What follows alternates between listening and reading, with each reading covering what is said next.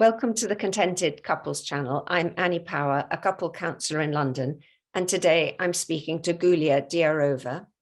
And the question that Gulya is going to think about with me is what makes EFT, emotionally focused couple therapy, a difficult model for therapists to learn? And I'm asking this really because I am a learner. I'm an absolute novice compared to Gulya, who is really way out there when it comes to EFT, and is a founding director of the London Clinic, the International School, and has supervised and trained countless therapists in EFT. So that's what the question I wanted to put to you. What makes it a difficult model to learn? Because I think it is. Yeah, thank you, Anne, for your kind introduction. And as you say, we're learning all the time.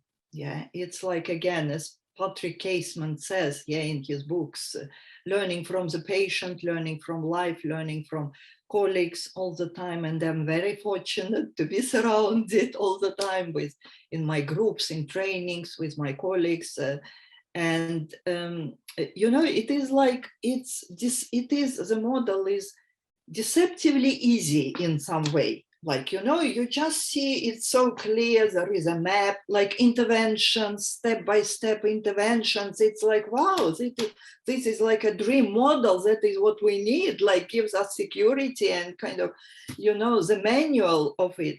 But then the main piece is in its like experiential nature of the model. Yeah. You don't need it's not only about memorizing kind of, steps and stages and steps and all that. It is actually about feeling it at every point, at every step. You need to kind of take it in. Yeah. You need to feel it. That is where the empathy, the compassion comes from, which is a foundation of this model. Yeah. And then it makes kind of you to understand your own attachment style, where it came from, so that you do not become unintentionally, of course, but you do not become a part of the problem, a part of the cycle, a part of that kind of dysfunctional dance. You're referring to how a couple counsellor can become a little bit more allied with one side or the other.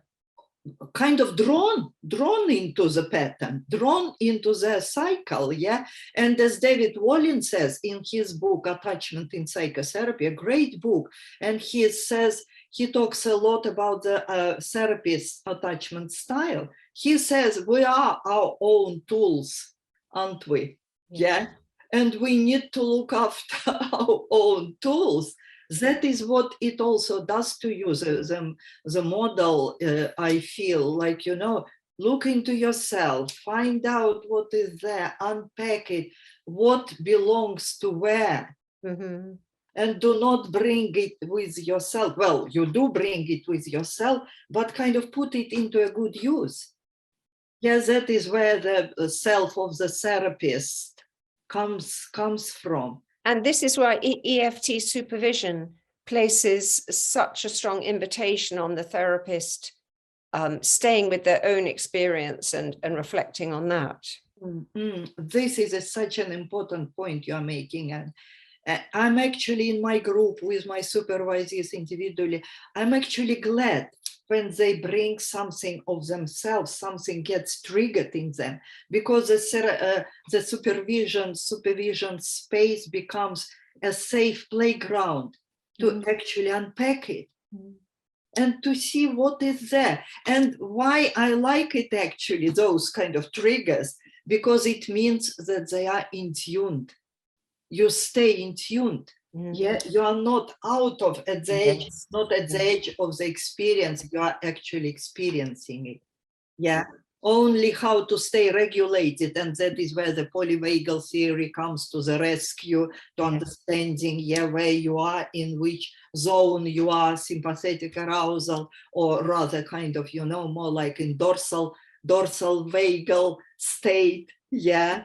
And as Stephen Porges says, if anyone needs to be if anyone is in the ventral vagus state, regulated, meaning regulated, and feeling and thinking at the same time in their window of tolerance, then it needs to be a therapist in ventral vagus state.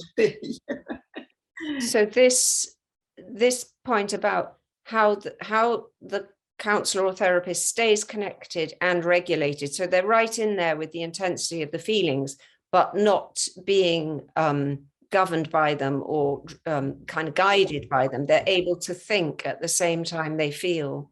Yeah, and that is what window of tolerance is about, isn't it?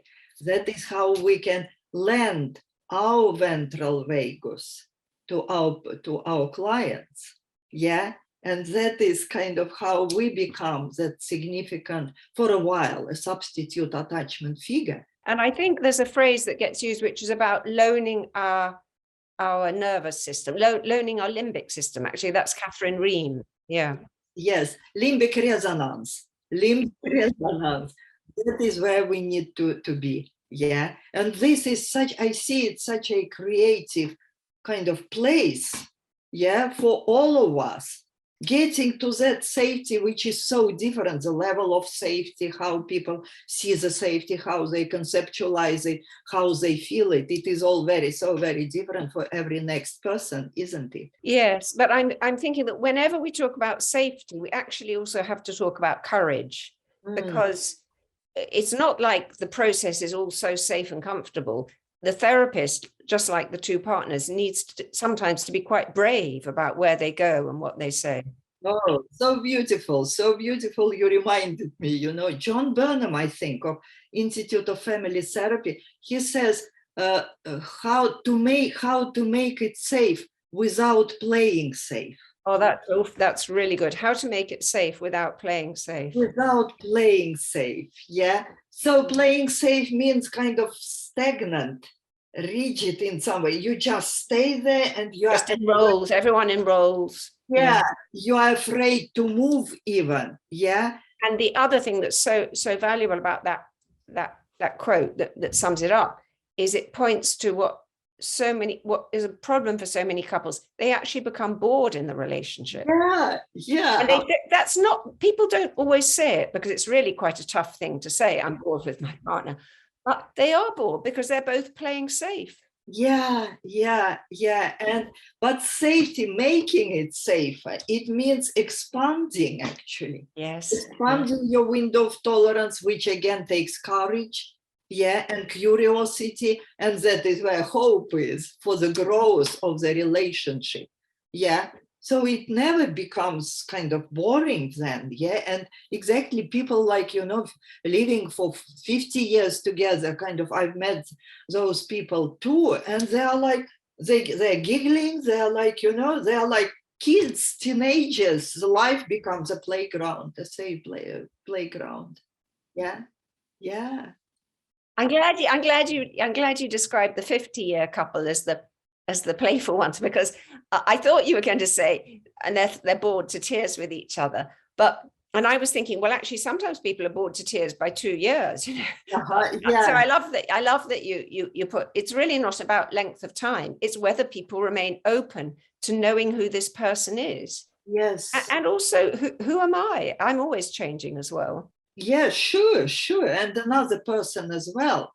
Yeah, it just keeps those channels of connection open. Yeah, and that is where the exchange of ideas, oh, wow, it's exciting to talk to you even, and thinking about like all those couples out there. So just to sum up the question that we're addressing, which is what can make EFT a difficult model to learn, and how does EFT supervision help with that? I think what I heard you say is that a key part of the supervision is validating, is hearing the therapist's experience, and whatever it is and however difficult they're finding it, is validating, affirming it. Is that right? Yeah. And that beautiful quote by Rogers, which I keep on my kind of as part of my signature too, I'm human.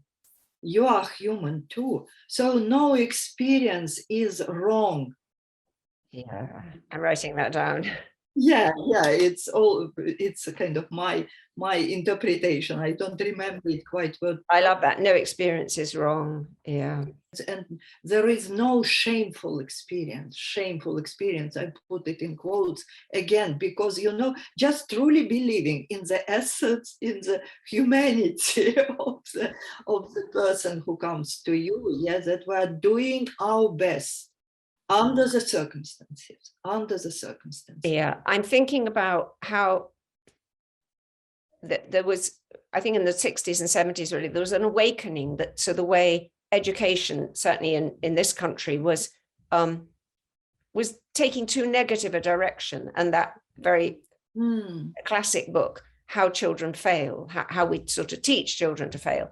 And we can apply the same to couples and to counselors who are training, that telling people what they're doing wrong doesn't tend to be a recipe for them getting it right. No.